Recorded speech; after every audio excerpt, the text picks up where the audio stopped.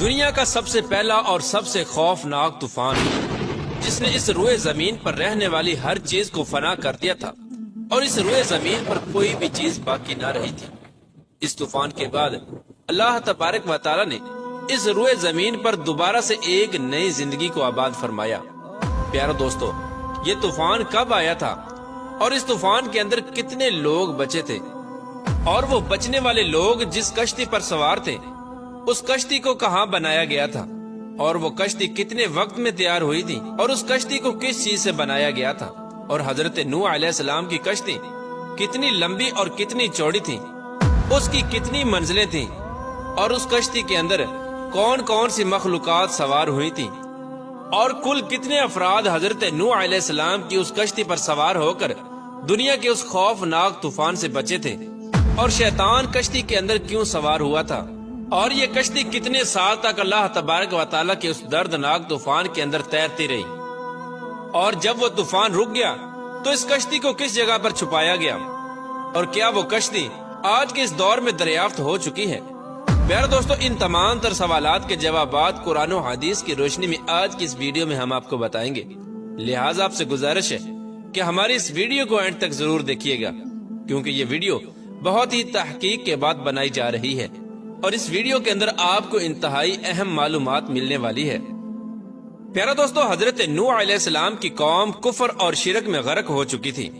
اور شیطان کے پیروکار بن چکے تھے۔ شیطان کی پیروی کرتے ہوئے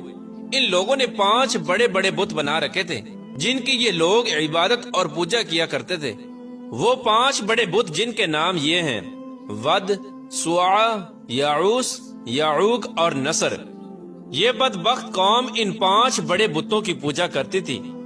اور اس کے علاوہ اس قوم کے اندر ہر طرح کی برائی تھی اور وہ ہر قسم کے گناہوں کے اندر مبتلا ہو چکی تھی۔ اس کفر و شرک میں مبتلا اس قوم کی طرف اللہ تبارک و تعالیٰ نے اپنے پیارے پیغمبر حضرت نوح علیہ السلام کو مبعوث فرمایا، اور اللہ تبارک و تعالیٰ نے حضرت نوح علیہ السلام کو نبوت عطا کی۔ حضرت نوح علیہ السلام نے اس قوم میں آ کر اپنی نبوت کا اعلان کیا اور بتوں کی پوجا کرنے سے ان لوگوں کو منع کیا، اور اللہ تبارک و تعالیٰ کی وحدانیت کی طرف دعوت دی اور ان کو ایک خدا کی عبادت کرنے کا حکم دیا۔ پیارے دوستو، یاد رہے کہ حضرت نوح علیہ السلام ہی سب سے پہلے وہ رسول ہیں جنہوں نے کفار کو تبلیغ کی، اور ان کی قوم ہی سب سے پہلی وہ قوم ہے جن پر اللہ تبارک و تعالیٰ نے دنیاوی عذاب نازل فرمایا۔ اس طرح حضرت نوح علیہ السلام کی قوم سے ہی دنیاوی عذاب کی ابتدا ہوئی، جس طرح کہ اللہ تبارک و تعالیٰ قرآن پاک میں ارشاد فرماتا ہے: بے شک ہم نے نوح کو اس کی قوم کی طرف بھیجا کہ ان کو ڈرائے اس سے پہلے کہ ان پر دردناک عذاب نازل ہو۔ پیارے دوستو، حضرت نوح علیہ السلام 950 سال تک تبلیغ کرتے رہے اور ان لوگوں کو برائی سے منع کرتے رہے، لیکن وہ بدبخت قوم اپنے گناہوں سے باز نہ آئی اور اسی طرح بتوں کو اپنا خدا مان کر ان کی پوجا کرتے رہے۔ لیکن صرف 80 لوگ ایسے تھے جو حضرت نوح علیہ السلام پر ایمان لائے، اور باقی ساری قوم حضرت نوح علیہ السلام پر ظلم و ستم کرتی رہی اور آپ کو جھٹلاتی رہی۔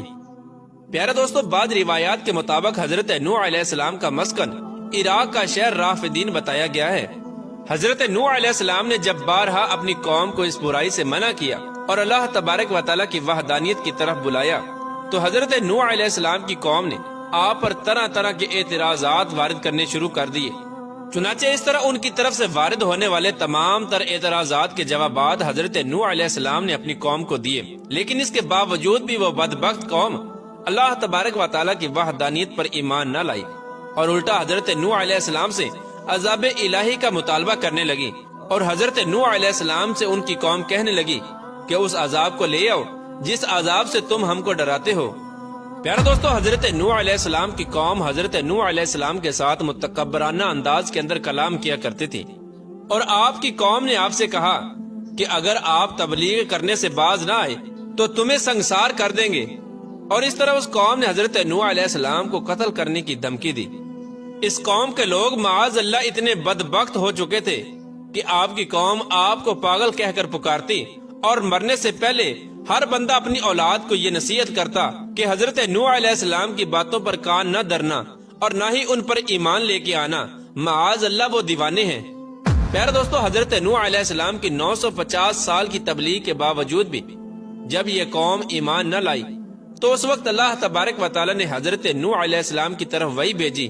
کہ جو ایمان لا چکے ہیں ان کے علاوہ اب آپ پر کوئی ایمان نہ لائے گا۔ تو اس وقت حضرت نوح علیہ السلام نے اللہ تبارک و تعالی کی بارگاہ میں دعا کی اور آپ کی دعا قبول ہوئی، اور اللہ تبارک و تعالی نے حضرت نوح علیہ السلام کو ایک کشتی بنانے کا حکم دیا، اور ساتھ ہی اللہ تبارک و تعالی نے اپنے پیارے پیغمبر حضرت نوح علیہ السلام کو یہ بھی بتا دیا کہ کشتی میں سوار ہونے والوں کے علاوہ